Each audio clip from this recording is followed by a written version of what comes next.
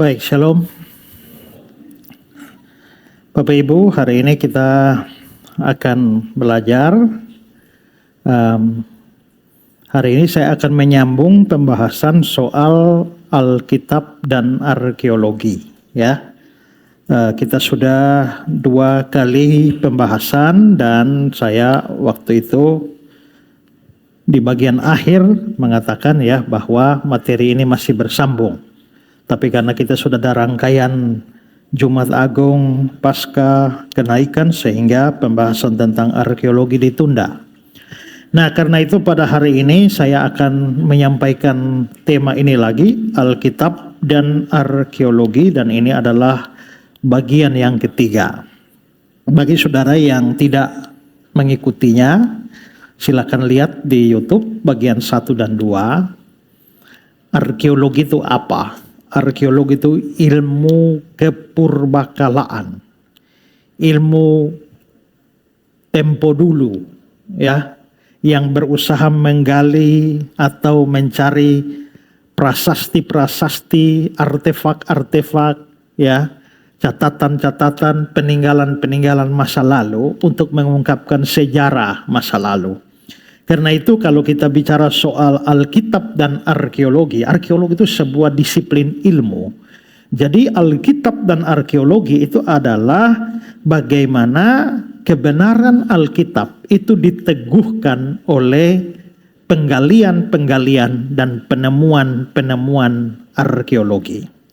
Nah, di dalam 2 bagian yang sudah kita bahas, saya sudah mengungkapkan situs-situs penggalian arkeologi dan apa yang ditemukan di sana. Pada yang pertama, kita sudah melihat penggalian di Tel Dan, ya.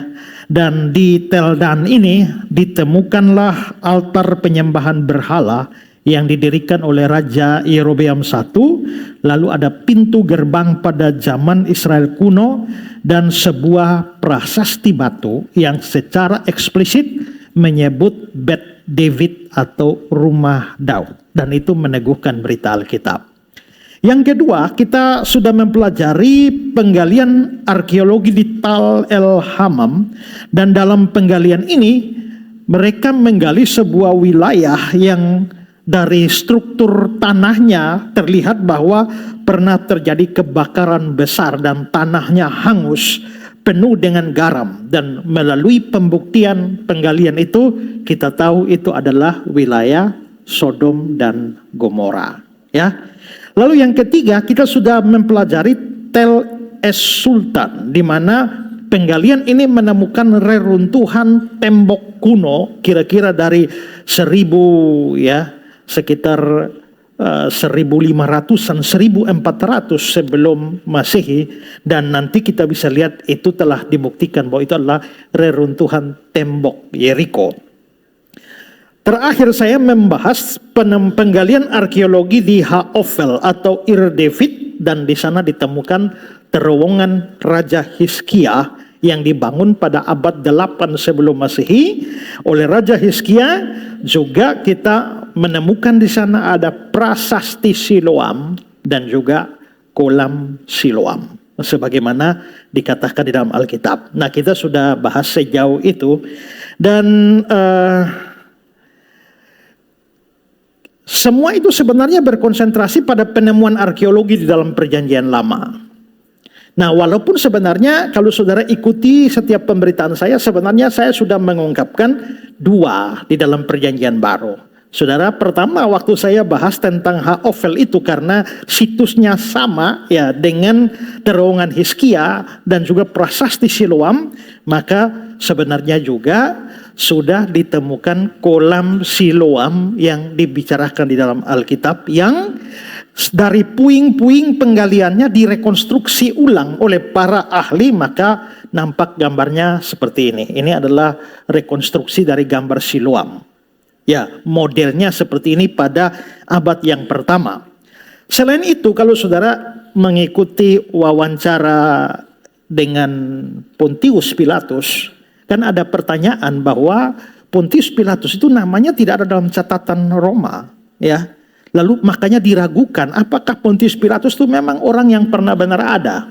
Tetapi kita bisa lihat tahun 1961 Pak Pontius Pilatus sudah jelaskan waktu itu bahwa ditemukanlah apa yang disebut sebagai prasasti Pilatus di Kaisarea Maritima. Dan ini adalah prasasti Pilatus. Ini di mana dalam prasasti ini ada tertulis di sana dedikasi bagi Julius Tiberius Kaisar, sedangkan pada baris kedua Pontius Pilatus Gubernur Yudea.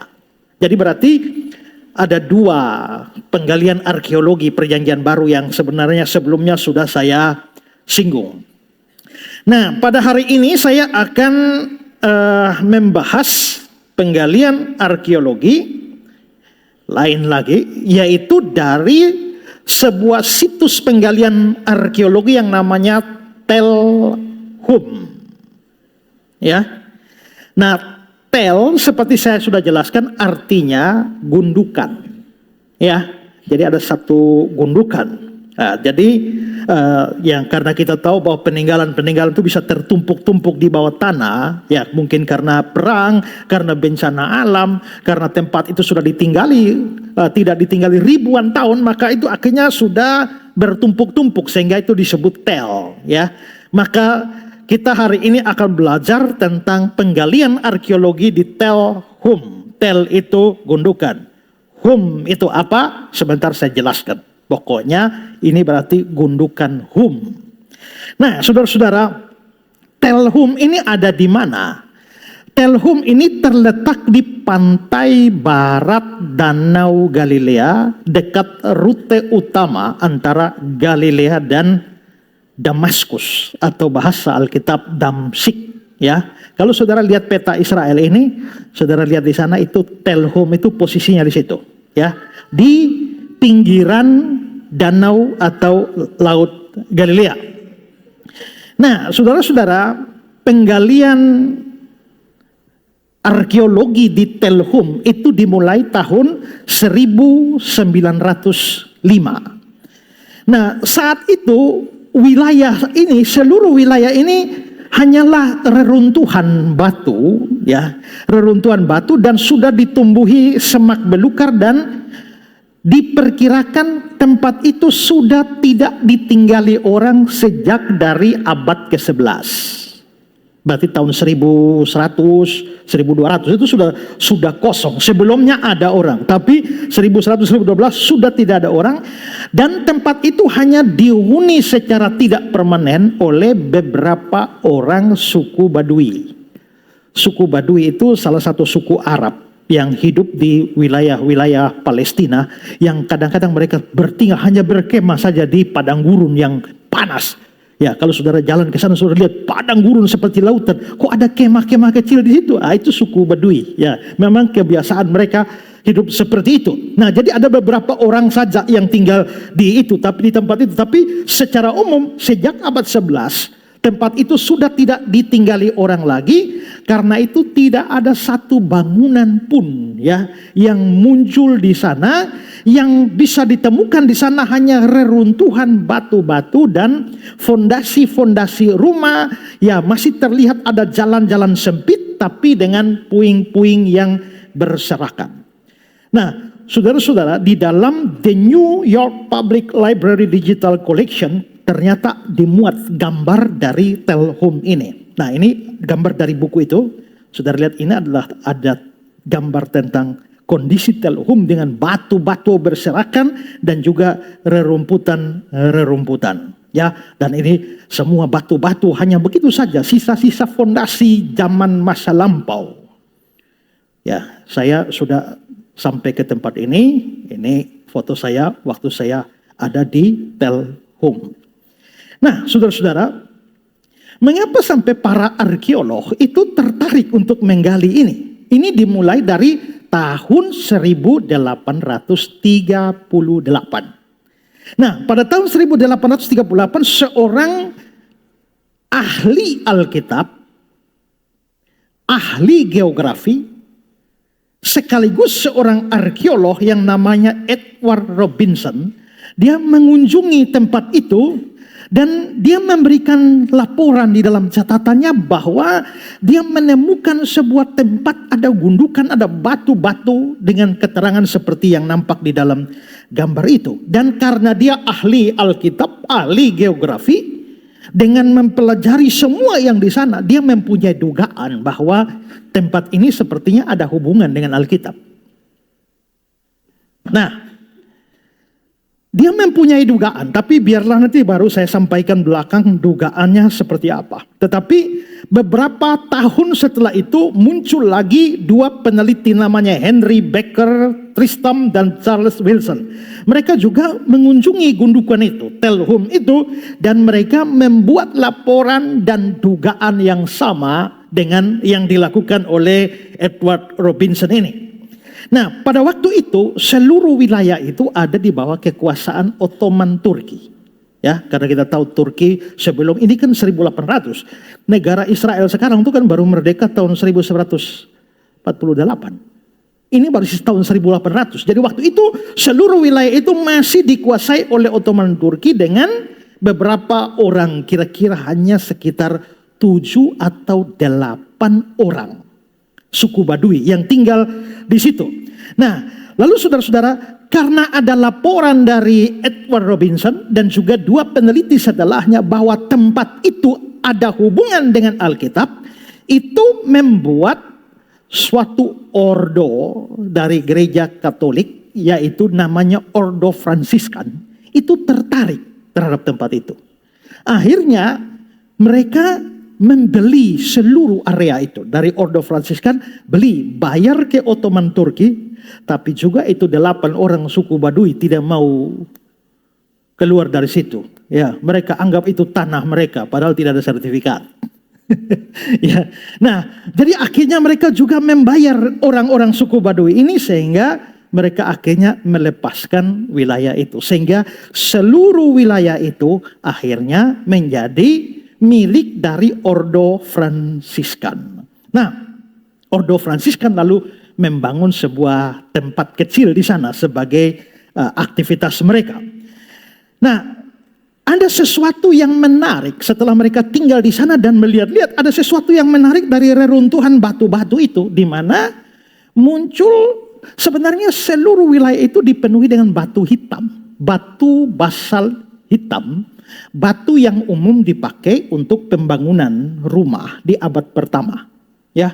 Tetapi mereka menemukan ada sejumlah batu yang lain. Itu adalah batu kapur putih yang tidak biasa, tidak umum dipergunakan pada masa itu, karena batu kapur putih itu yang besar-besar itu baru dipakai zaman kemudian oleh orang Roma, zaman Bizantium.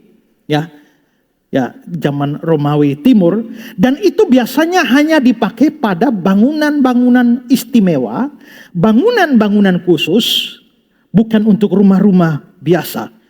Ya, nah akhirnya batu-batu putih itu sekarang sudah diangkut dan dipindahkan, ditaruh di sekitar wilayah Telhum. Saudara lihat ini sebagian dari batu-batu itu ya. Ya, batu-batunya seperti itu dengan corak-coraknya. Ya, next. Itu kalau saudara berkunjung ke sana, batu-batunya sudah ditaruh semua di situ. Nah, ini bikin penasaran. Sebenarnya apa yang pernah ada di situ? Lalu saudara, itu yang saya bilang tadi, mulai tahun 1905, seorang arkeolog Fransiskan yang namanya Gaudenzio Orfali, dia mulai mencoba menggali itu puing-puing, karena ini batu-batu semua ya. Dan saudara-saudara, yang menarik adalah puing-puing batu itu bisa dipindah. Misalnya batu ini bisa dipindah ke sini, dipindah ke sana. Beberapa batu itu tertanam di bawah tanah, tapi digali-gali kira-kira ya berapa sentimeter, cabut batunya bisa pindah. Tapi ada sebuah batu yang muncul warna putih di permukaan tanah hanya beberapa sentimeter, digali, kan ini kan misalnya batu kayak begini ya, digali seperti ini, gali-gali kira-kira 30 cm dapat batunya, lalu dibawa. dipindahkan. Tetapi yang ini kok gali, kok tidak dapat bawahnya. Makin gali makin besar ke bawah. Nah ini makin mencurigakan, ini batu apa kok raksasa kayak begini. Ya. Nah mereka akhirnya menggali terus. Sepertinya batu itu menunjukkan suatu struktur yang istimewa. Dan mereka gali sampai akhirnya 1,5 hingga 2 meter di bawah. Pada waktu itu ternyata mereka menemukan bahwa itu sebenarnya tembok atau dinding batu yang masih utuh, hanya terkubur 2 meter di bawah tanah. Nah, mereka akhirnya menggali itu dan lalu mereka melihat ini tembok, berarti ada sebuah bangunan. Tapi bangunan ini itu tidak lazim pada zaman itu. Ya, pada zaman ya tahun 1800, 1900. Dan tembok itu begitu besar, bukan, atau seperti saya bilang tadi, bukan dengan batu. Seluruh temboknya dari batu yang tidak ada atau bukan produk Galilea. Nah, susunan batu itu dilihat dari teknik penyusunannya, ini sepertinya adalah teknik penyusunan tembok-tembok Romawi, dan hasil penelitian menunjukkan bahwa batu-batu itu atau tembok itu kira-kira dari abad 4 atau paling lambat abad 5 Masehi. Jadi sekitar tahun-tahun tahun 500 600 ya. Nah, saudara-saudara, tembok tersebut ternyata digali terus, itu menunjukkan satu ukuran yang sangat besar, dan ukuran gedung sebesar itu menunjukkan bahwa gedung itu tidak dipakai pribadi, tapi itu gedung publik. Sama seperti kalau saudara gali-gali tiba-tiba dapat, ada fondasi rumah ukuran 3x4, 5x6, saudara bisa tafsir, oh itu rumah pribadi. Tapi kalau saudara gali-gali dapat fondasi dari ujung sini sampai ujung sana 35 meter, ini gedung apa? Pasti bukan rumah biasa, itu gedung publik. Sehingga dugaan itu, yang temboknya yang cukup besar dan cukup luas, itu membuat mereka menduga bahwa ini bukan sebuah bangunan biasa, ini bangunan publik yang bersifat monumental. Dan bahkan lantai gedung itu mereka temukan itu terbuat dari batu kapur yang halus dan disusun secara simetris. Dan lagi-lagi ini bukan gedung biasa, tapi gedung yang penting dan dibangun dengan perhatian atau detail secara arsitektur. Nah, akhirnya bangunan itu ditemukan. Nah, bangunannya seperti apa? Seperti ini. Itu bangunan itu ya. 2 meter di bawah tanah. Ya. Di situ bahkan tiang-tiang yang besar seperti itu. Next. Saudara bisa bandingkan dengan postur saya di situ dan tembok setinggi itu. Nah, lalu juga di bagian-bagian pinggir dari tembok itu ditemukan kolam-kolam bergaya Korintus yang sudah pecah-pecah. Dan kolam ini berada di sisi bangunan yang membentuk semacam suatu lorong. Nah, kalau saudara lihat gambar ini, next. Saudara lihat itu lorong itu sebenarnya adalah kolam. Ya. Mereka juga menemukan semacam ada altar dan ada tangga naik ke altar itu. Jadi sama seperti ini, saudara duduk di bawah, kan ada altar di sini, ada tangga naik. Nah, mereka juga menemukan tangga naik ke altar. Ini tangganya. Tangga naik ke altar itu. Lalu saudara, fakta lainnya adalah bangunan ini menghadap ke arah selatan, yaitu ke arah Yerusalem, di mana pintu masuknya itu dari sebelah utara dan sebelah barat. Penelitian terhadap batu-batu yang ditemukan di sana terlihat bahwa batu-batu itu adalah batu-batu yang diukir. Dan batu-batu itu diukir dengan gambar-gambar menorah. Menorah itu kaki tiang. Kayak orang Yahudi punya satu tiang dengan cabang-cabang. Biasa kita taruh lilin itu namanya menorah. Mereka menemukan batu-batu yang bergambar menorah, biji delima, ada tanduk domba, ya, lalu ada batu-batu dengan kepala-kepala yang berbunga, itu bergaya Yunani Romawi. Ini beberapa batu di sana. Saudara lihat tuh ciri khas batunya. Lihat ada gambar-gambar menorah di sana. Itu ada di situ. Ya. Nah, dari semua detail ini sebenarnya apa? Nah, setelah digali semua dan dipelajari semua data-data yang lain, akhirnya para arkeolog menyimpulkan ini sebuah rumah ibadah. Bukan tempat biasa, rumah ibadah. Tapi rumah ibadah apa? Dilihat dari simbol-simbol menorah ini, lalu delima, tanduk domba, dan lain sebagainya, maka itu pasti adalah sebuah rumah ibadah orang Yahudi. Rumah ibadah orang Yahudi namanya sinagoge atau sinagog. Maka di sini mereka berhasil menemukan sebuah sinagog Yahudi. Karena dibuat dari batu-batu putih, maka akhirnya bangunan itu sekarang dikenal sebagai White Synagogue. Sinagoge putih. Dan itu adalah sinagognya orang Yahudi. Dari abad berapa? Abad 4 atau abad 5 Masehi. Jadi kira-kira seperti saya bilang tadi ya, tahun 500, tahun 600 Masehi. Ya, berarti jauh setelah zaman Yesus. Nah, ini penampakan atau gambar dari sinagog, White Synagogue ini. Ya, bagus ya, reruntuhannya. Next. Itu saya dan keluarga ada di sinagog ini.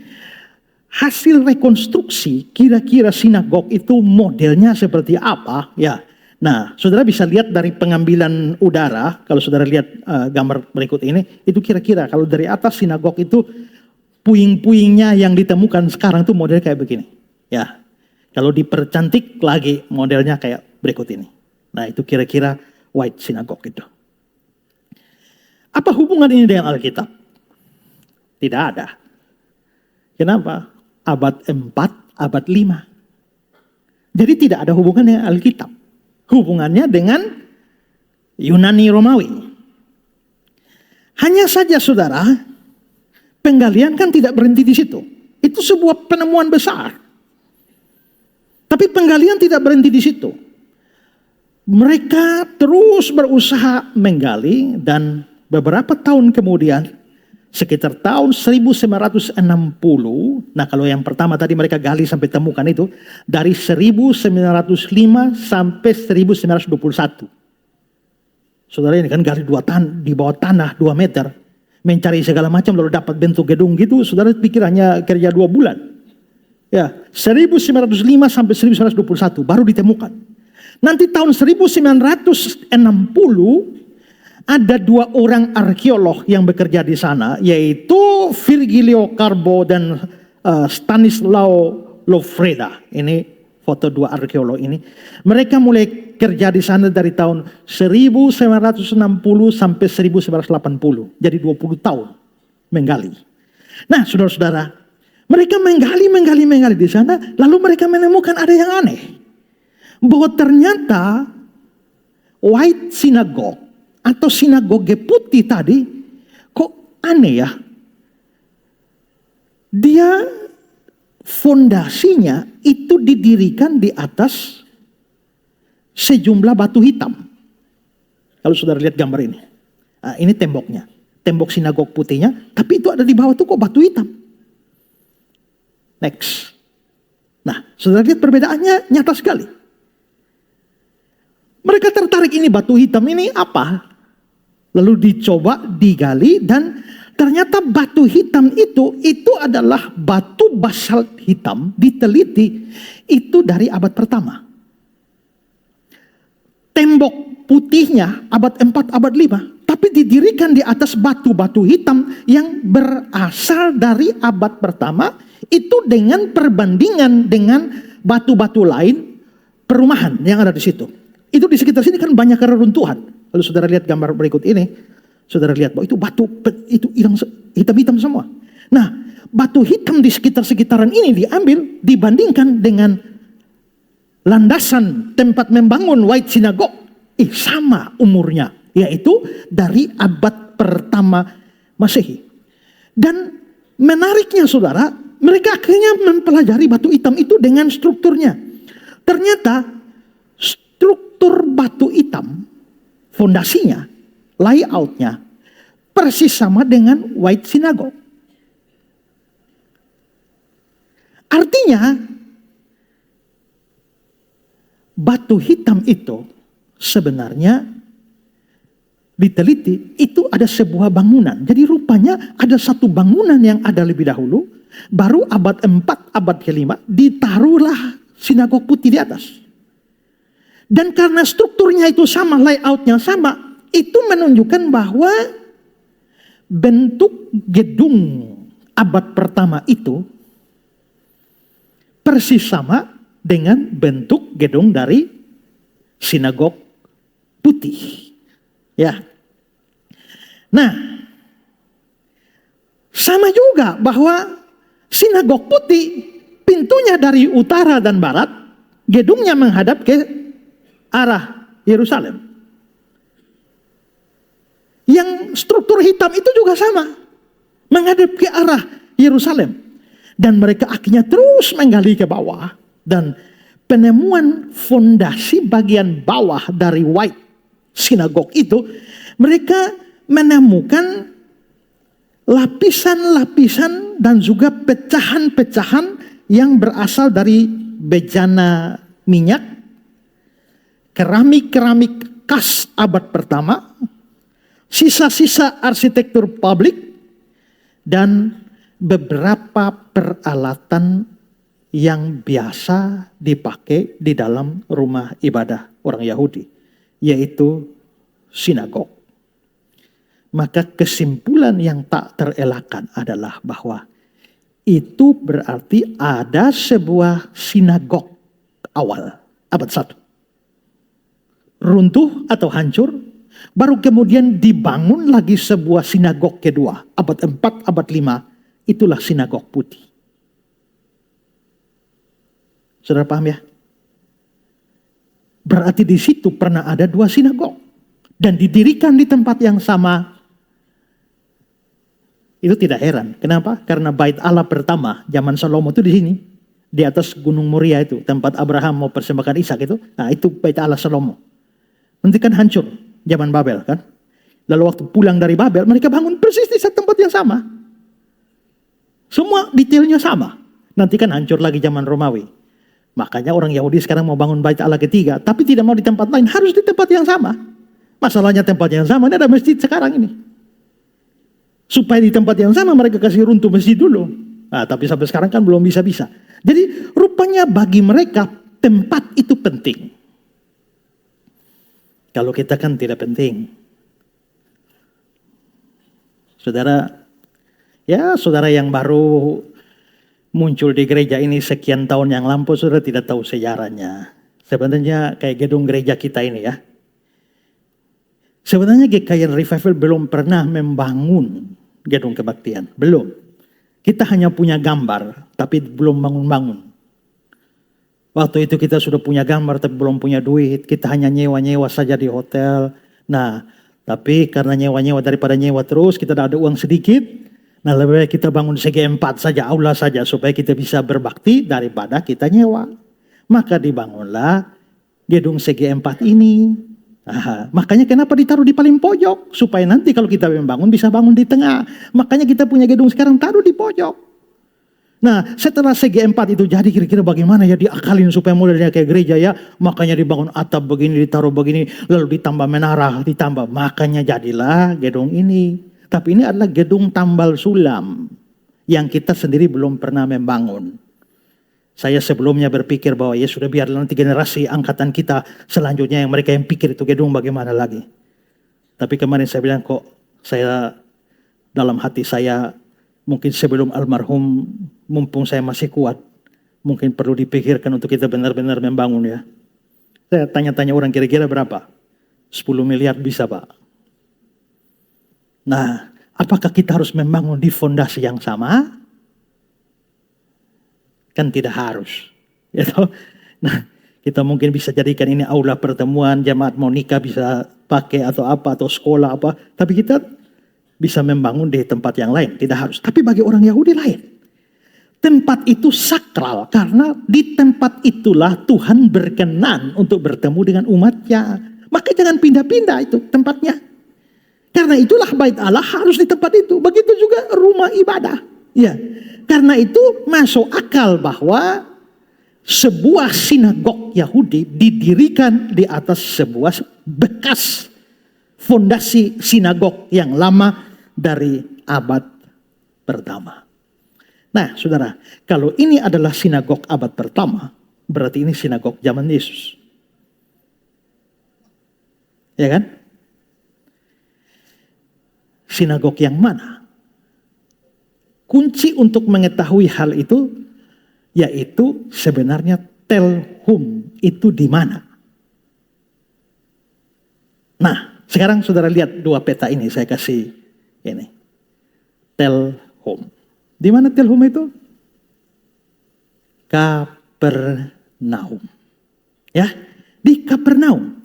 Nah, Kapernaum itu dari kata bahasa Ibrani atau Aram, kafar dan nahum. Kafar itu artinya kampung atau desa atau pemukiman. Naum itu dari Nahum. Jadi kafar Nahum itu artinya kampungnya Nahum.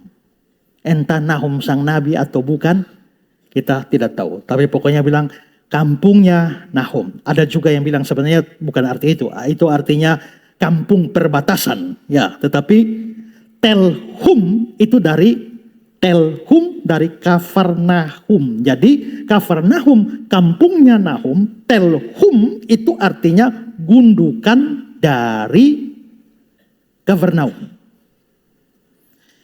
Nah, kalau kita ngomong Kapernaum, maka kita tahu bahwa Kapernaum ini tempat yang sangat-sangat penting dalam pelayanan Yesus, secara khusus di wilayah Galilea. Karena Yesus lahir di Bethlehem.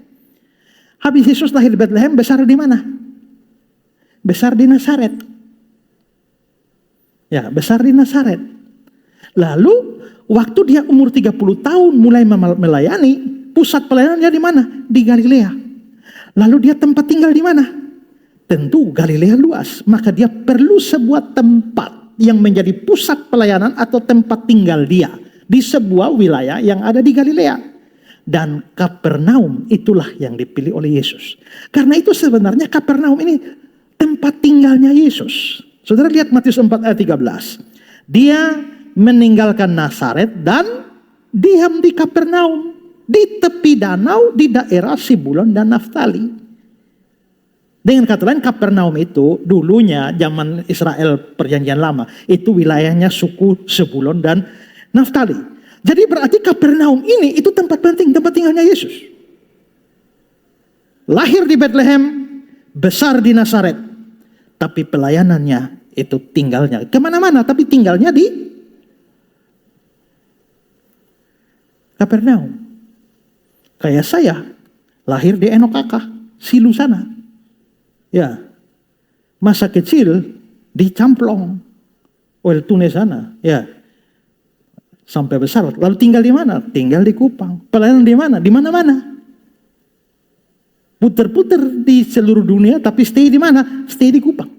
Nah, Yesus juga puter-puter seluruh wilayah itu. Stay di mana? Stay di Kapernaum. Makanya Kapernaum itu dikenal sebagai kotanya Yesus. Saudara lihat Matius 9 ayat 1. Sesudah itu naiklah Yesus ke dalam perahu, lalu menyeberang, kemudian sampailah dia ke kotanya sendiri. Kota mana? Kapernaum. Makanya Kapernaum itu dikenal sebagai the town of Jesus. Kotanya Yesus. Saudara lihat foto ini? Itu Kapernaum, the town of Jesus. Nah, Yesus melakukan mujizat paling banyak di wilayah ini. Saya belum hitung, tapi waktu saya ke Israel ngobrol sama tour guide-nya, dia bilang bahwa dari 168 mujizat ya Yesus, kira-kira 120 ada di Kapernaum dan sekitarnya. Kalau begitu maka Kapernaum ini adalah tempat yang penting. Nah, kalau memang Kapernaum itu kotanya Yesus, tempat tinggalnya Yesus, lalu ditemukan sebuah rumah ibadah orang Yahudi dari abad pertama di Kapernaum, ini penting.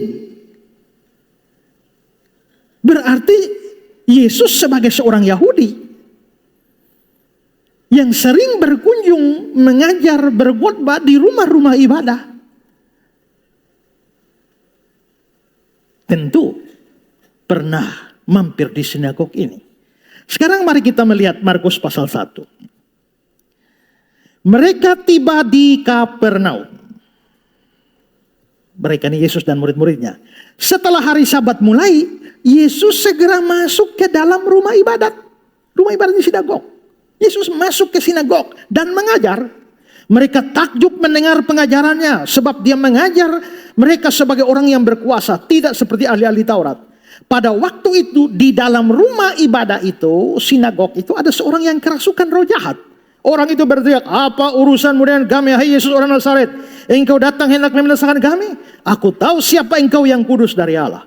Tapi Yesus menghardiknya, katanya, "Diam, keluarlah daripadanya." Roh jahat itu menggoncang-goncang orang itu sambil menjerit suara nyaring. Dia keluar daripadanya. Berarti kalau sinagog di bawah white sinagog dari abad pertama di Kapernaum, Yesus tinggal di Kapernaum, maka Yesus mengajar dan mengusir roh jahat dari seseorang, itu terjadi di sinagog itu.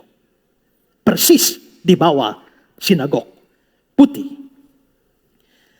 Lalu saudara-saudara, itu bukan satu-satunya catatan Alkitab terkait dengan aktivitas Yesus di sinagog. Sekarang lihat lagi Yohanes pasal 6.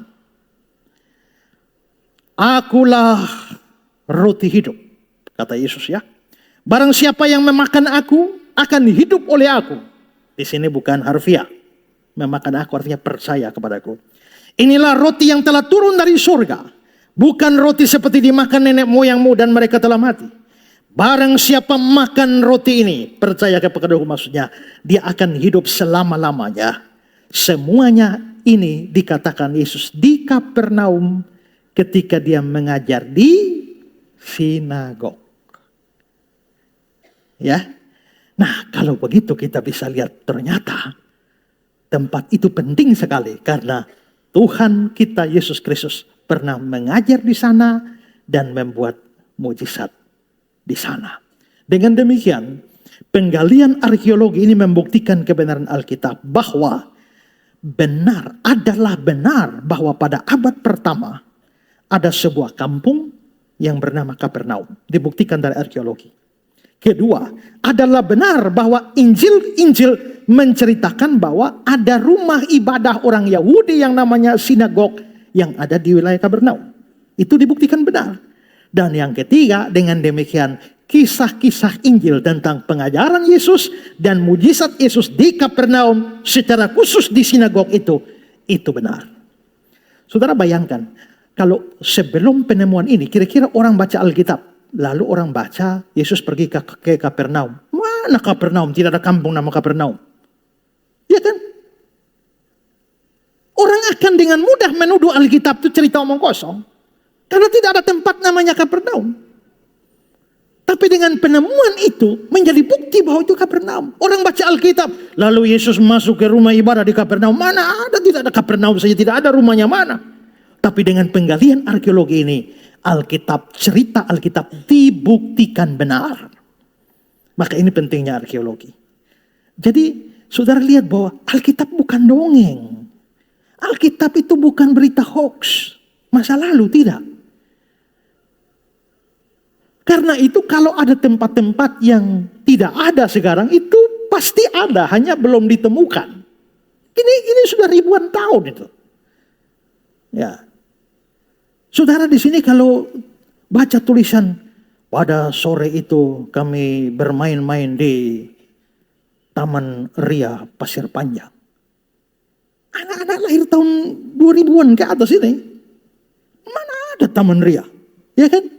Tapi generasi tua tahu bahwa ada tempat di Kupang ini namanya Taman Ria. Sekarang apa? Sudah puing-puing dan sudah dibangun bangunan lain di atas. Makanya saudara tidak temukan.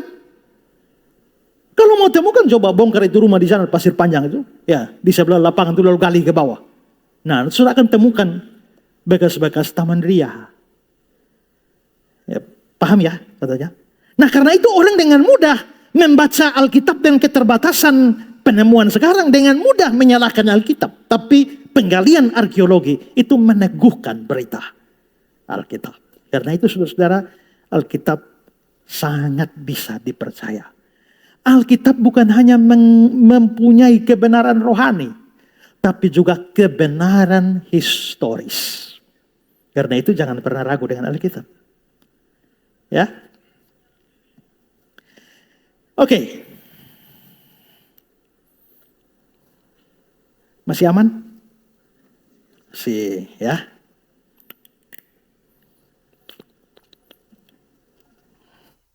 Lanjut. Ada lagi yang menarik.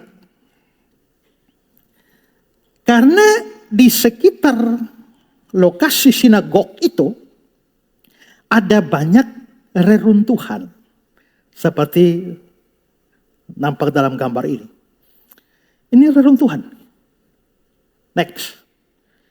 Itu apa sebenarnya batu-batu itu? Fondasi rumah. Ya. Jadi dari hasil gali itu terlihat bahwa itu rupanya ini kampung memang. Itu perumahan. Pada abad pertama. Batu-batunya itu dari abad pertama semua. Batu basalt hitam. Nah artinya adalah bahwa ada rumah banyak di sekitarnya dan sinagognya itu ada di tengah situ. Lalu saudara-saudara mereka mencoba mempelajari fondasi. Kan kita dari fondasi kan kita bisa tahu bentuk rumahnya seperti apa. Ya. Dan waktu mereka mempelajari di situ mereka tahu bahwa rumah-rumah di sekitar situ rata-rata ukurannya relatif kecil. Memang tidak selalu sama. Ada yang agak besar dan agak besar itu mungkin dihuni oleh keluarga besar. Ya. Tapi pada umumnya rata-rata itu hanya kecil-kecil saja dan walaupun areanya luas, tapi berdempetan. Rumah dengan rumah. Itu kayak di Jawa sekarang tuh ya. Memang rumah berdempetan ya. Orang berkelahi di sebelah, dia makan apa di sebelah kita tahu. Ya, karena hanya batas tembok. Tapi kenapa? Karena tanah tidak ada. Ya. Kalau kita di sini, di kampung, jarak satu rumah dengan rumah yang sebelah. Nah, itu mungkin, ya kalau zaman-zaman tahun 90-an, 80-an itu mungkin 1 kilo. Ya. Tapi di sana tidak. Area luas, tapi mereka entah kenapa mereka selalu bikin rumah itu berdempetan. Dilihat dari struktur-struktur fondasi itu, ya. Dan semua rumah itu dibangun dari batu basalt hitam, ya. Lalu saudara, ada ruang-ruang kecil mengelilingi halaman-halaman sempit dan umumnya untuk tinggal, untuk memasak, untuk menyimpan peralatan. Jadi kalau direkonstruksi, kira-kira modelnya kayak begini. Ya, itu rumah-rumah mereka. Ya. Nah, lalu saudara, setelah digali, semua kan rata-rata bentuknya kan sama itu. Ya, model-model kayak begini. Tapi Virgilio Carbo dan Lofreda menggali kira-kira jarak 30 meter dari lokasi sinagog. Mereka menemukan sebuah gedung aneh yang tidak sama dengan fondasi lain. Gedung ini aneh kenapa? Karena dia berbentuk oktagonal. Oktagonal itu segi 8. Kalau diagonal itu kan 2 ya. Okta itu 8. 1 oktav. Do, re, mi, fa, sol, la, si, do. 8 kan makanya disebut oktav. Okta. Ya. Nah oktagonal itu adalah segi 8. Aneh kan? Semua rumah modelnya sama, yang ini sendiri lain. Ya agak lain. Ya, coba lihat fondasinya. Gitu, next. Ini fondasinya. Lalu di atas fondasi itu, mereka gali di bawah itu ya, lantainya. Ternyata lantainya ditemukan fragmen-fragmen mosaik yang berwarna khas zaman Romawi Bizantium. Motifnya sederhana, kadang-kadang geometris, ada gambar bunga, ada gambar binatang. Jadi intinya begini, mereka punya ubin, keramiknya. Ya, coba saudara lihat gambar ini. Itu model keramiknya. Ya, nah itu sudah di gambar pertama sebelah kiri itu ditaruh di bawah dengan ruang kaca supaya tidak gampang dipegang orang dan rusak. Ya, nah ternyata keramiknya seperti itu. Selanjutnya ditemukan juga ada ruang-ruang penopang di sekitar oktagonal itu. Jadi oktagonal tapi ada ruang-ruang lain di situ. Dan ada lorong-lorong. Jadi kayak ini segi 8 ada lorong-lorong dari mana-mana masuk ke inti gedung yang oktagonal. Di dalam ruangan itu ditemukan pecahan lampu minyak dengan ada simbol-simbol Kristen seperti ikan. Sekarang ini kan simbol Kristen itu kan salib ya. Di awal-awal kekristenan simbol Kristen itu bukan salib. Karena salib itu sebenarnya memalukan. Salib itu aib. Kan tempat hukuman mati. Dan Tuhan kita dimatikan di atas itu. Makanya orang tidak mau pakai simbol salib. Simbol salib itu kemudian hari. Simbol awal-awal Kristen itu adalah gambar ikan. Ichthus. Yang sebenarnya adalah singkatan dalam bahasa Yunani. Ichthus, Yesus, Kristus, Soter gitu. Supaya apa? Jadi kalau disingkat Yesus Kristus Soter, Ichthus dalam bahasa Yunani, dan kebetulan ikan dalam bahasa itu Ichthus. Maka mereka akhirnya simbol Kristen itu adalah ikan. Nah kalau pemerintah Romawi lihat ikan, kan mereka tidak tahu itu ikan itu apa. Pikir gambar biasa. Tapi itu menjadi simbol orang Kristen. Nah gambar ikan itu ditemukan di situ. Ya begitu juga ada juga beberapa salib di sana. Dan sisa-sisa bejana, marmer, dan vas-vas tertentu yang biasa dipergunakan dalam kepentingan liturgi. Itu ditemukan di sana. Dari semua ini dan juga data pendukung yang lain, gedung berbentuk oktagonal sebenarnya itu adalah ciri khas Romawi Timur, Bizantium. Sejumlah gereja yang dibangun oleh orang-orang Bizantium, Romawi, sampai hari ini masih berbentuk segi 8. Misalnya apa? Holy Sepulchre Church yang ada di Israel. Yang Golgota versi Katolik dan Ortodoks itu. Jadi di Israel itu ada Golgota 2. Ya, bukan karena Yesus mati di 2 tempat, bukan. Karena menurut orang Katolik dan Ortodoks, Yesus mati Golgota itu di sini. Makanya dibangunlah gedung Holy Sepulchre Church itu. Nanti di kemudian hari, Jenderal Charles Gordon dari Inggris menemukan tempat lain. Yang ciri-cirinya lebih cocok dengan ciri-ciri Alkitab tentang Golgota. Maka dia tetapkan ini Golgota. Lalu diterima oleh orang Protestan. Jadi kalau saudara lihat di gambar-gambar yang ada batu kubur, yang ada gambar lubang, lalu ada batu besar bulat, itu di Garden Tomb. Nah, itu di sini. Tapi Golgota versi Katolik dan Ortodoks itu di Holy Sepulchre Church.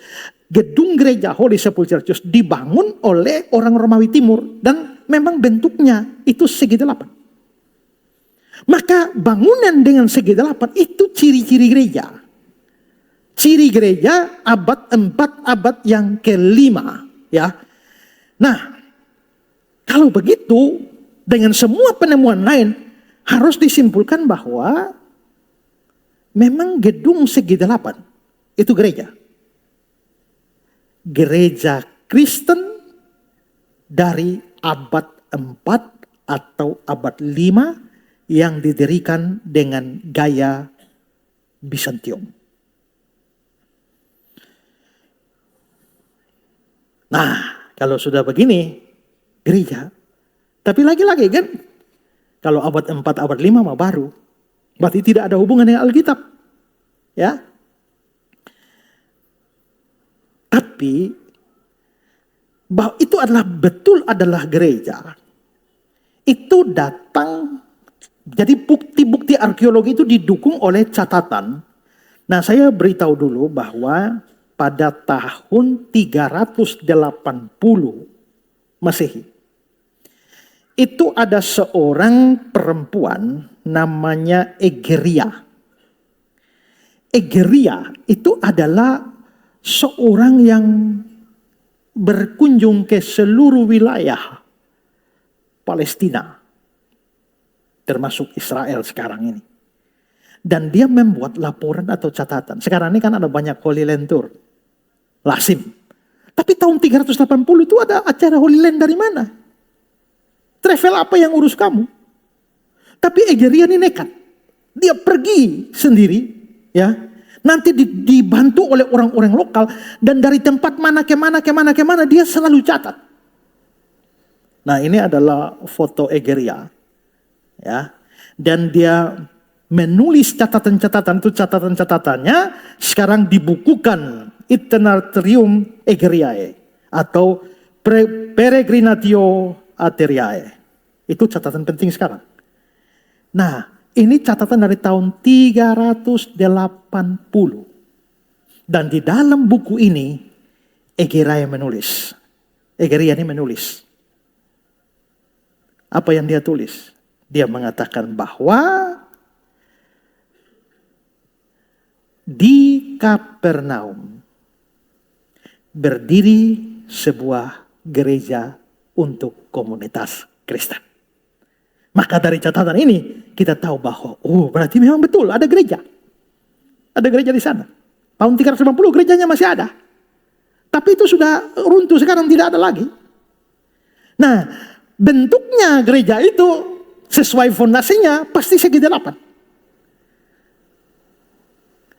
Nah, kira-kira gedung gereja bentuk segi 8 itu modelnya bagaimana? Ini kira-kira saja. Modelnya kayak begitu.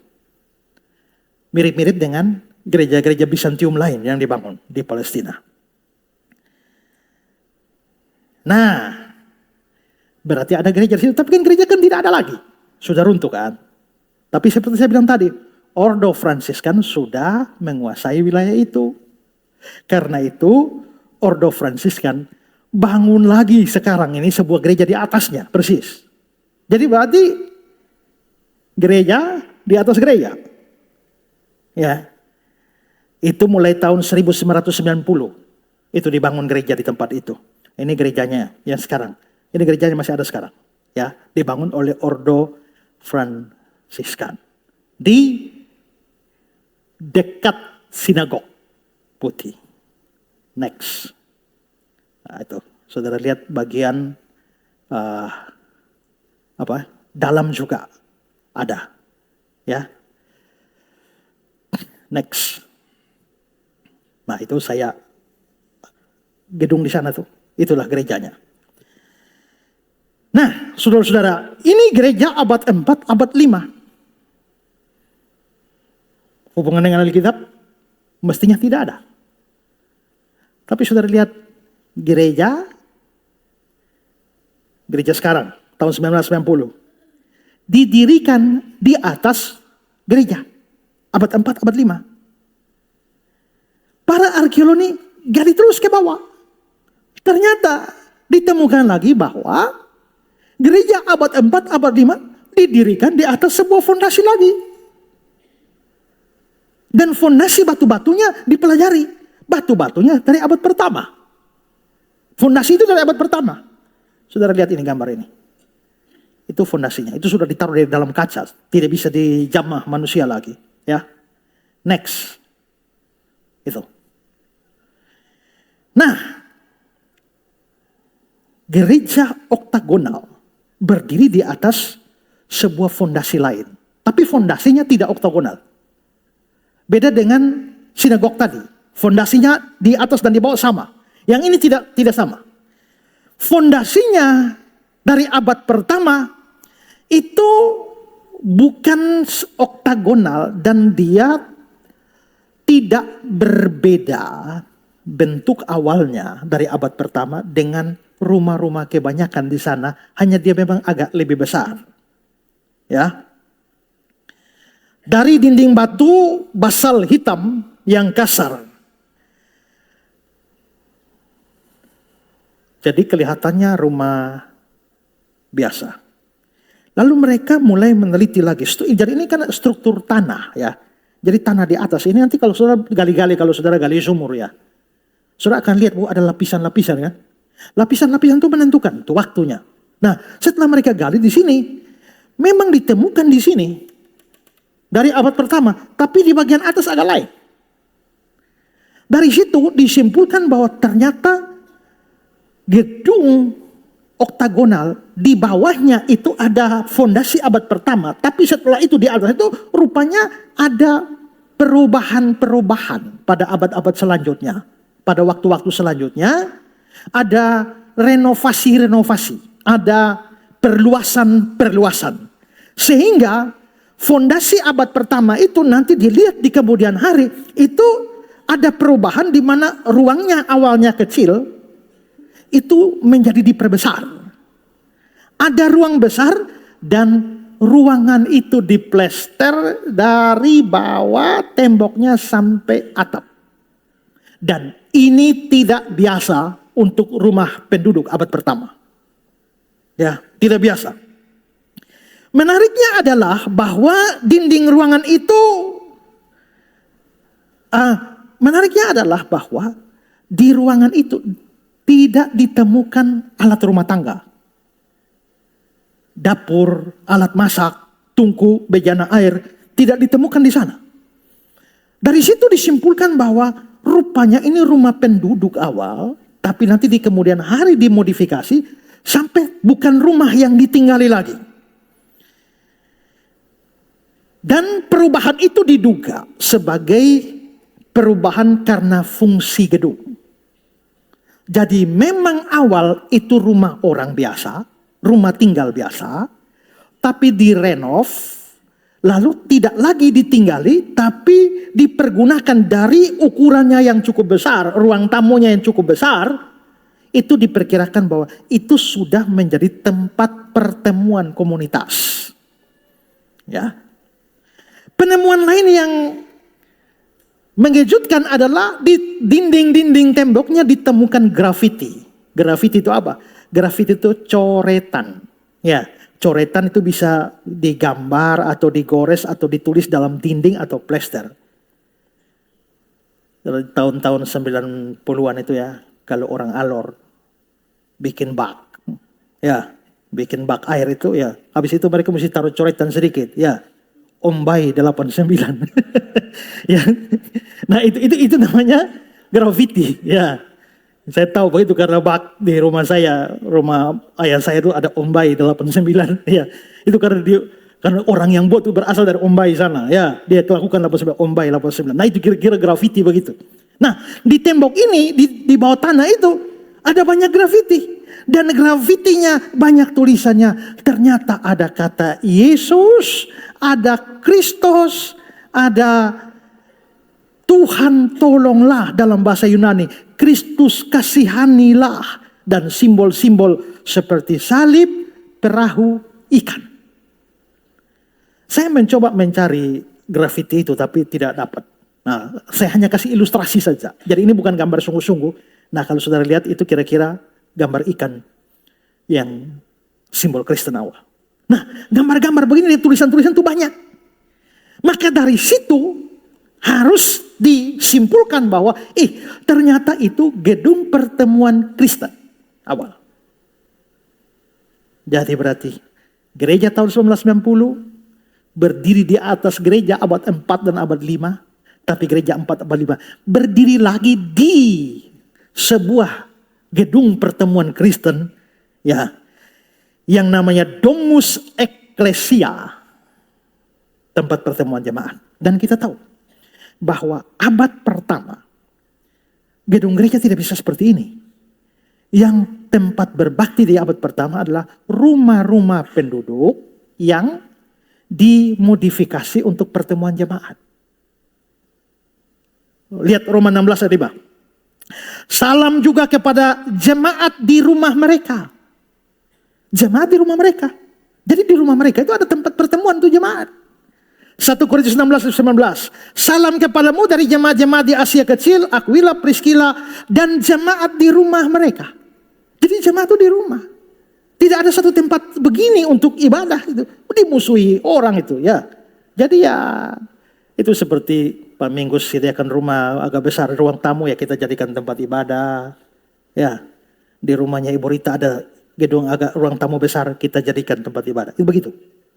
Jadi rupanya di abad pertama itu ada sebuah rumah yang dijadikan tempat ibadah.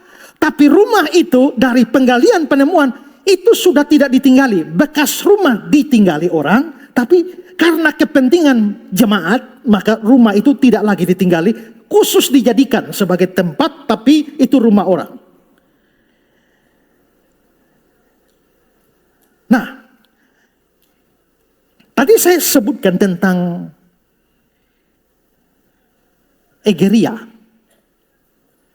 di mana Egeria kasih tahu bahwa abad 4, abad 5 itu ada gedung gereja. Tapi sebenarnya itu belum kutipan lengkap dari kalimat Egeria. Egeria tulis apa sebenarnya? Nah, sekarang saya kutip dari buku Egeria di bab 19. Buku ini bisa dilihat secara online. Ya. Sekarang dia tulis dalam bahasa Latin kasar ya. Et in Capernaum domis principis apostolorum in ecclesiam facta est muri temen elus dem domus tan esque nunciu feurum. Artinya apa? Dan di Kapernaum, rumah pemimpin Rasul Petrus telah dijadikan gereja. Namun dinding rumah itu masih berdiri sampai sekarang seperti semula. Oh, berarti itu rumahnya Petrus dong. Berarti rumah Petrus dijadikan tempat pertemuan ibadah. Abad 45 dibangun gereja zaman Bizantium, lalu runtuh, lalu tahun 90 dibangun lagi gereja sekarang. Di atas.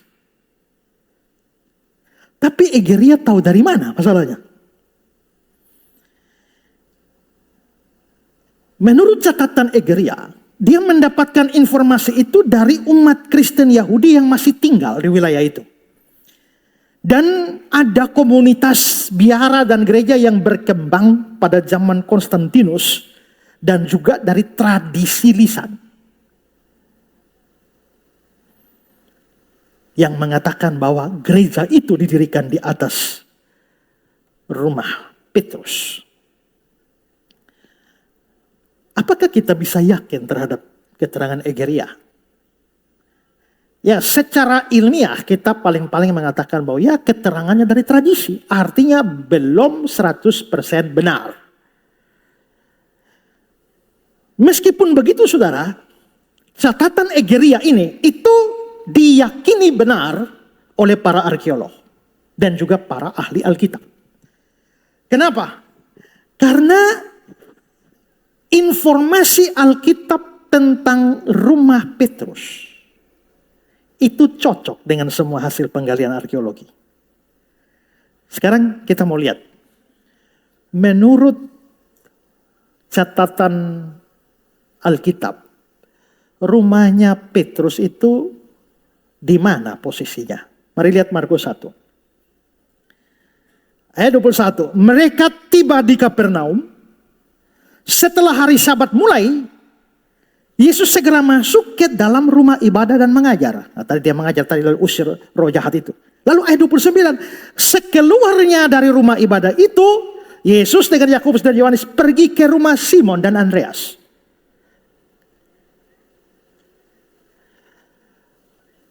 Dari sisi bahasa asli, kesan yang ditimbulkan di dalam ayat 29 ini adalah rumah Simon dan Andreas itu begitu dekat dengan sinagog itu. Karena itu begitu keluar, mereka langsung masuk ke rumah Simon. Ini nampak dari teks Yunaninya. Kalau saudara lihat teks Yunaninya itu ya. Nah, dan segera setelah keluar dari sinagog, mereka pergi ke rumah Simon dan Andreas. Itu ada kata Yunani eutis yang berarti segera. Itu tidak muncul di dalam terjemahan Indonesia. Dan itu bukan hanya segera, bukan hanya penanda waktu dalam bahasa Yunani. Tapi menyiratkan tempat itu begitu dekat karena pergerakan dilakukan tanpa jeda. Oke, sekarang bandingkan dengan terjemahan ini ya. Ada kata-kata, they went to Simon and Andreas' home just around the corner. Setelah Yesus meninggalkan rumah ibadah bersama Yakobus dan Yohanes, mereka pergi ke rumah Simon dan Andreas yang terletak tepat di tikungan.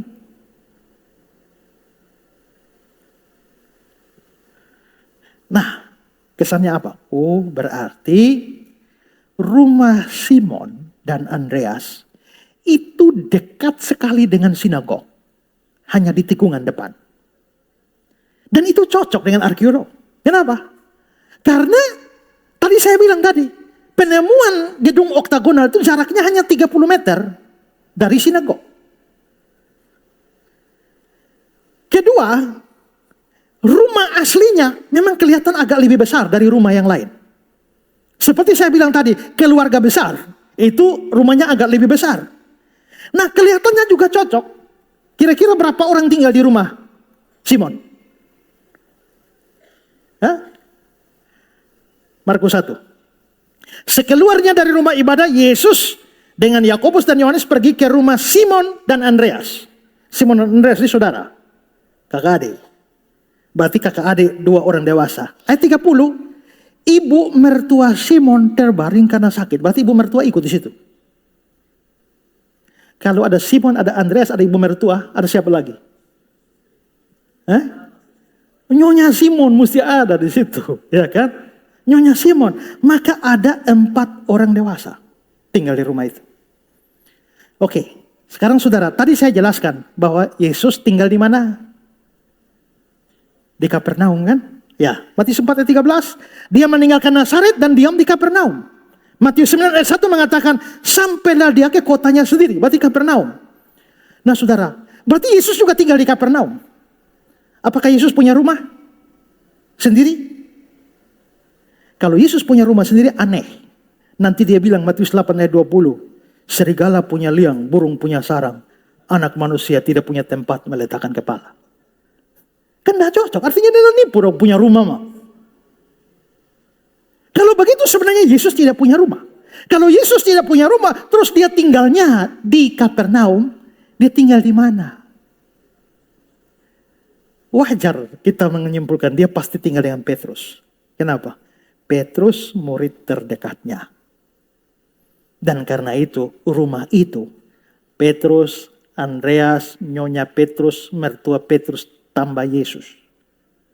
Alkitab tidak berikan catatan, tapi minimal ini. Kalau ada keponaan-keponaan lagi, ya toh, atau om punya sepupu lagi apa segala macam, mungkin banyak. Karena itu wajar. Berarti memang terlihat bahwa ada cukup orang dewasa, cukup banyak orang dewasa bisa menempati rumah itu, maka rumah itu besar. Ini menyolok. Kenapa? Karena semua wilayah itu rata-rata rumah kecil. Lalu kita juga bisa melihat bahwa sepertinya rumah Petrus cukup besar. Sehingga bagian depan atau halamannya itu bisa menampung banyak orang. Ya. Dan itu cocok dengan narasi Alkitab. Markus 1. Sekeluarnya dari rumah ibadah itu Yesus dengan Yakobus Yohanes pergi ke rumah Simon dan Andreas. Menjelang malam sesudah matahari terbenam, dibawalah kepada Yesus semua orang yang menderita sakit dan yang kerasukan setan. Maka berkerumunlah seluruh penduduk kota itu di depan pintu. Dan dia menyembuhkan banyak orang yang menderita macam-macam penyakit dan mengusir banyak setan. Berarti rumah itu cukup besar itu. Orang banyak bisa ngumpul. Markus 2. Kemudian sesudah lewat beberapa hari, pada waktu Yesus datang lagi ke Kapernaum, tersiarlah kabar bahwa ia ada di rumah. Rumah siapa? Ya, rumah Petrus itu. Maka datanglah orang-orang berkerumun, sehingga tidak ada lagi tempat. Bahkan dibuka pintu pun tidak. Sementara dia beritakan firman pada mereka, ada orang-orang datang membawa kepadanya seorang lumpuh digotong oleh 4 orang. Tapi mereka tidak dapat membawa kepadanya karena orang banyak. Lalu mereka membuka atap yang ada di atasnya, sesudah terbuka menurunkan tilam tempat orang lumpuh itu terbaring. Nah itu cerita. Itu di rumah Petrus itu. Cukup banyak orang. Artinya rumah Petrus itu memang cocok dengan gambaran Alkitab. Cukup besar. Dan cocok dengan penggalian arkeologi. Dan gambaran tentang rumah Petrus di Alkitab dekat dengan sinagog. Dan semua hasil penggalian di sekitar situ, tidak ada satu rumah manapun di wilayah sekitar sinagog yang cocok dengan gambaran rumah Petrus. Kalau begitu, catatan Egeria bisa dipercaya bahwa memang itu rumah Petrus. Kelihatannya rumah Petrus yang ditinggali. Di kemudian hari, mungkin Petrus karena sudah penginjilan kemana-mana itu sudah pergi itu ya. Nah, maka rumahnya itu lalu menjadi tempat pertemuan komunitas Kristen. Lalu dikembang abad 445 dibangunlah gedung gereja Bizantium. Lalu hancur, lalu sekarang dibangun. Maka di sini kita bisa lihat bahwa Alkitab, catatan Alkitab tentang rumah Petrus itu dapat ditelusuri secara arkeologi. Nah, kalau ini benar semua saudara, maka rumah Petrus dan Andreas sekaligus rumah Tuhan kita itu di sana. Tuhan Yesus, Petrus, Andreas pernah tinggal di bawah. Berapa meter di bawah gedung oktagonal itu. Rumah itu jadi saksi bisu mujizat yang dilakukan oleh Tuhan kita. Ada banyak orang sakit dan kerasukan disembuhkan di sana. Ada orang lumpuh turun dari atap disembuhkan di sana.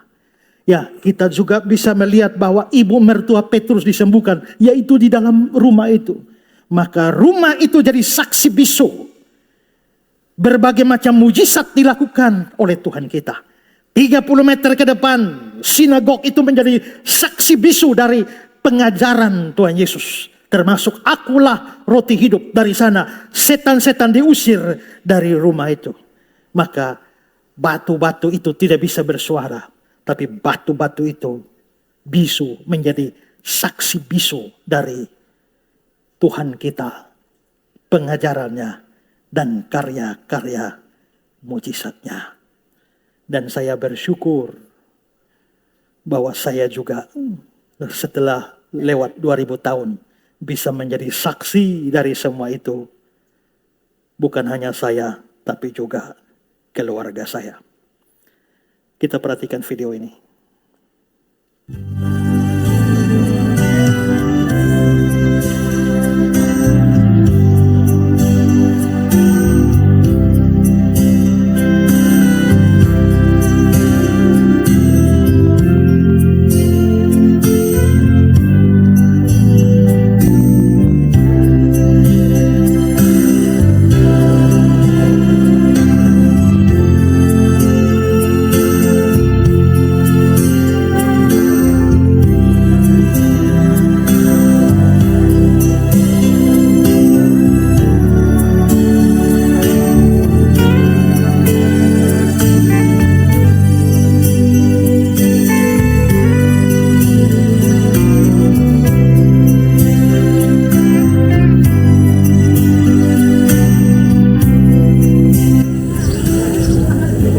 Sekarang kita mencoba mendekati beberapa tempat yang telah dijelaskan tadi ya.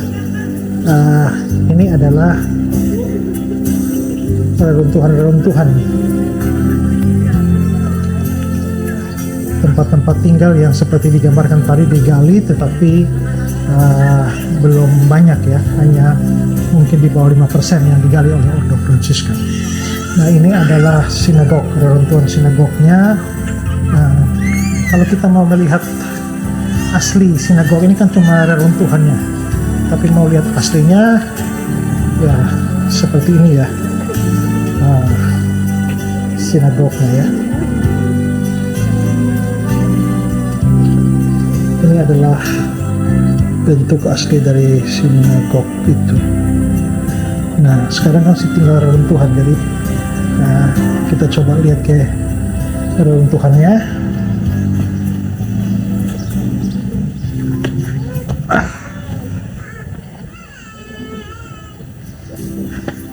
Ya, saudara lihat ini bagian dalamnya dari sinagog ini.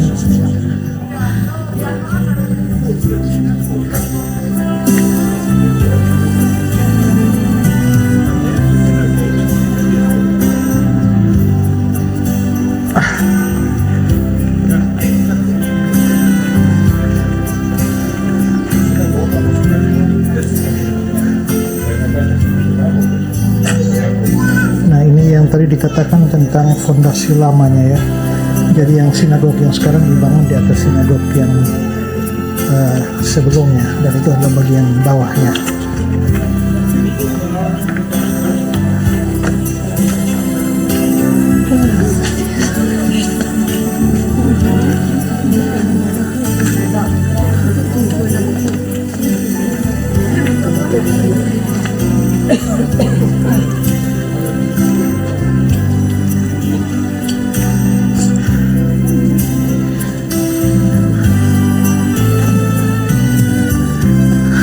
Di sini sangat-sangat panas, 36 derajat saat ini, sangat-sangat panas.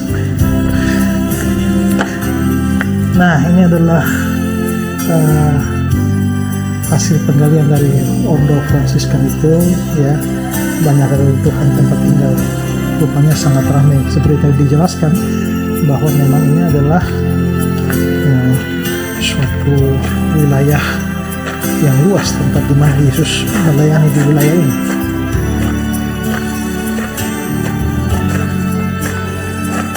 Nah, ini ada yang menarik, saudara-saudara, lihat di tembok-tembok ini.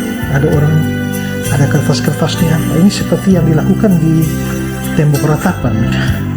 Entah pemahaman dari mana, ada banyak orang tuh dari seluruh dunia datang membawa pokok-pokok doa mereka, lalu dimasukkan ke batu-batu ini dengan kepercayaan bahwa Tuhan akan mengabulkan permohonan mereka. Ya, ada yang minta anak lah, apa segala macam. Ya, ini coba saya lihat. Kita lihat ada satu. Ini ya. Yesus kurmai omnibus virgo, putija usipur. Apa ini? Amin. Ini nggak tahu bahasa apa ini. Ya, kita taruh kembali saja sesuai dengan kepercayaan orang. Ya, sudah lihat banyak ini. Ini minta apa lagi nih?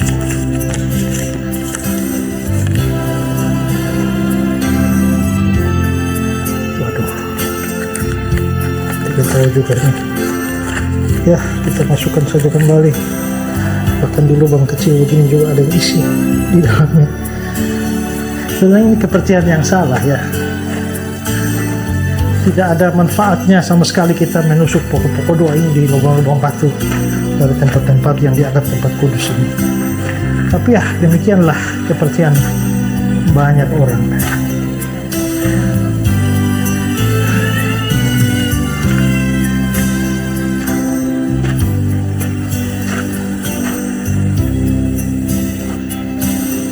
Ya, sekarang kita mau melihat yang tempat yang tadi disebutkan, yakni rumahnya Petrus yang juga ditinggalin oleh Yesus ya.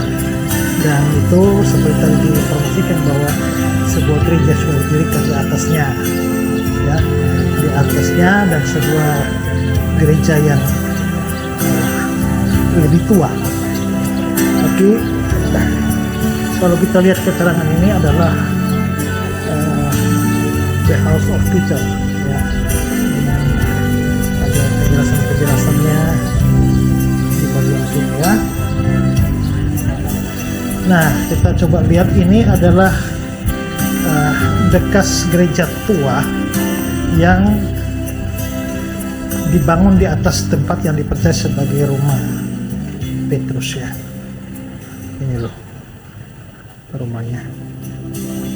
Ya.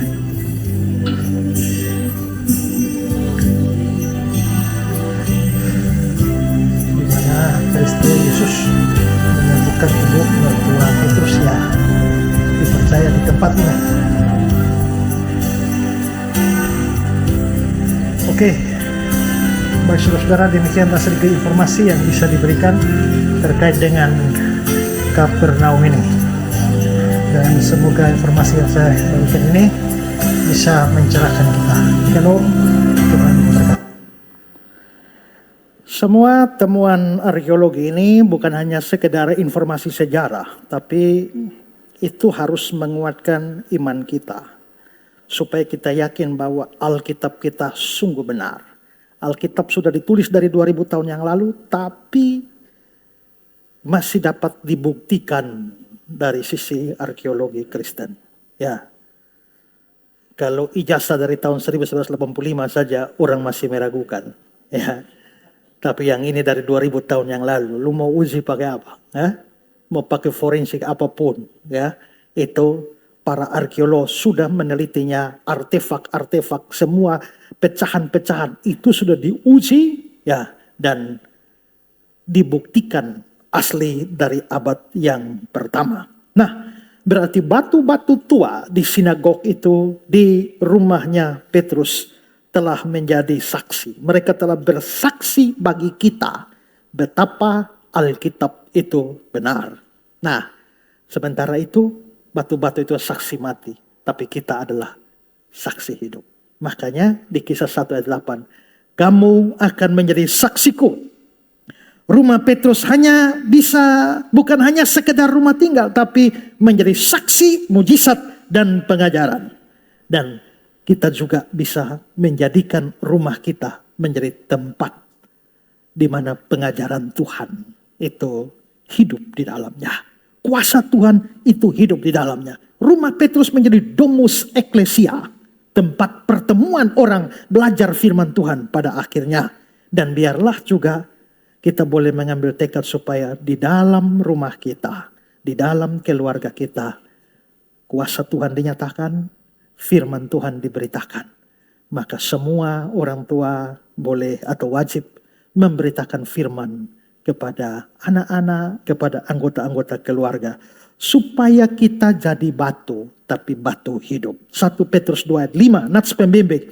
Dan biarlah kamu juga dipergunakan sebagai batu hidup untuk pembangunan suatu rumah rohani bagi suatu imamat yang kudus untuk mempersembahkan persembahan rohani dan yang karena Yesus Kristus berkenan kepada Allah. Closing, lihat video ini. 3, 2, 1. Sahabat Ngobras, persis hari ini saya ada di atas rumah ibu mertua Petrus. Dan persis juga minggu-minggu terakhir ini Pak Esra menyampaikan tentang mujizat di pondok kecil. Dan waktu itu berbicara tentang mujizat ketika Tuhan Yesus menyembuhkan ibu mertua Petrus. Pak, ya, pas banget nih kita hari ini. Kita ada di atas reruntuhan rumah Petrus. Nah, waktu itu Pak Esra sudah bahas tentang banyak hal tentang hal itu. Apa pesan Tuhan yang Pak Esra mau sampaikan buat sahabat Ngobras dimanapun Anda berada? Ini pesan Tuhan di rumah Petrus. Silakan Pak Esra. Ya, kalau kita lihat kronologi dari Injil, kitab Injil itu adalah pada hari Sabat Tuhan Yesus masuk ke sinagog lagi mengajar. Waktu dia mengajar, banyak orang kagum sekali dengan pengajaran karena dia mengajar seperti orang berkuasa, tidak seperti ahli-ahli Taurat. Ya, sementara dia mengajar lagi tiba-tiba ada orang kerasukan setan. Ya, ada orang kerasukan setan dan dia hanya perintahkan mereka diam. Ya, hanya sepatah kata setan-setan diam. Nah, makin orang makin kagum lagi bahwa Yesus pertama sudah tampil sebagai guru yang luar biasa karena mengajar kebenaran tidak seperti guru-guru Yahudi. Ya. Kedua, mereka tambah heran lagi, ini orang siapa sampai setan-setan pun itu bisa takluk pada dia. Ya. Lalu setelah dari sinagog dia mau ke rumah Petrus itu terjadi satu peristiwa lagi di jalan, yakni hamba perwira Kapernaum itu minta supaya disembuhkan ya. Tapi ini lagi-lagi ini hebat lagi. Yesus menyembuhkan jarak jauh. Jadilah sembuh dia. Sembuh. Dan setelah itu baru dia datang ke rumah Petrus, di mana ibu mertua Petrus sakit yang bahkan sakit demam yang hebat sekali, dan dikenal sebagai demam yang bisa membuat orang mati dalam tempo yang sangat singkat. Bahkan Talmud Yahudi itu memberikan aturan yang ruwet untuk menghadapi itu. Tapi Tuhan Yesus hanya pegang tangannya, bangun, langsung sembuh. Maka di sini rentetan di Kapernaum ini Yesus tampil sebagai guru kebenaran yang luar biasa. Ya. Dia tampil sebagai yang berkuasa atas setan-setan. Guru, Ya, guru Kuasa. berkuasa atas setan-setan, dan yang berikut adalah dia berkuasa atas sakit penyakit. Apa yang begitu sukar bagi manusia, jarak jauh dia sembuhkan. Ya. Ibu mertua Petrus menurut aturan Talmud mereka harus pergi lalu baca Keluaran pasal 3 lalu pakai semacam rambut yang diikat di semak belukar dan dengan ritual-ritual. Tapi Yesus tidak pakai semua itu. Satu kali angkat, bangun, sembuh. Maka di Kapernaum seperti tadi dikatakan, betul ini kota mujizat.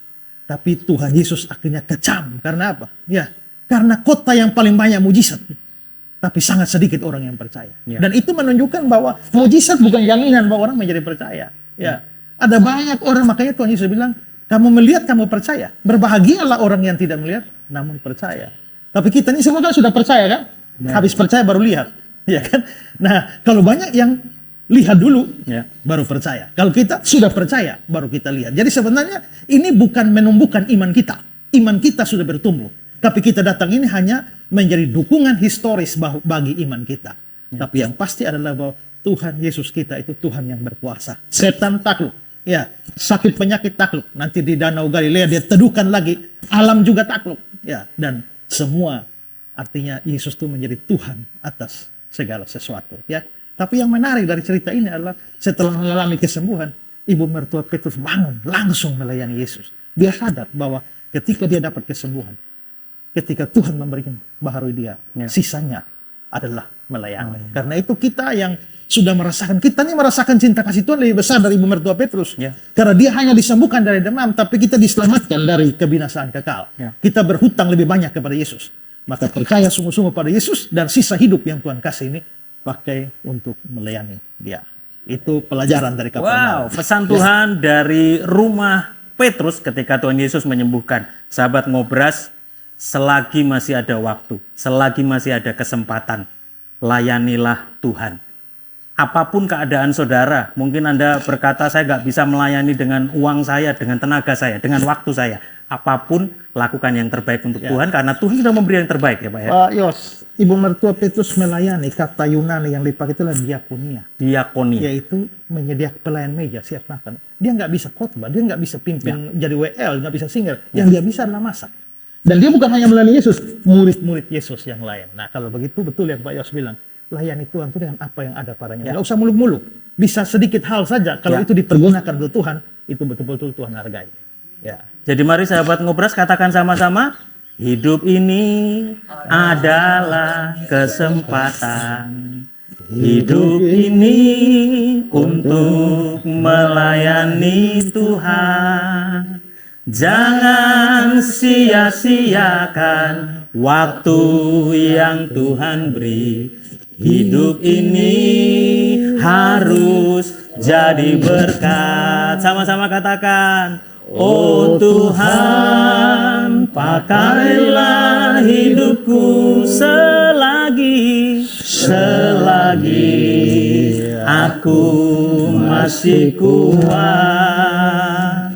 Bila saatnya nanti ku tak berdaya lagi, hidup ini sudah jadi berkat. Mari buka tangan kita, Pak Isra akan berdoa buat setiap kita. Tuhan, terima kasih Tuhan sudah bawa kami sampai di sini untuk melihat siapa Yesus Tuhan kami. Amin. Guru kebenaran yang luar biasa. Ya. Penguasa atas setan-setan. Ya. Penguasa atas sakit penyakit, dan bahkan penguasa atas alam ini. Kami sudah melihat dari Alkitab bagaimana mujizat-mujizat dibuat di sini. Tapi tidak melahirkan iman yang sungguh-sungguh pada dia pada zamannya. Kami bersyukur bahwa kami dari tempat yang jauh.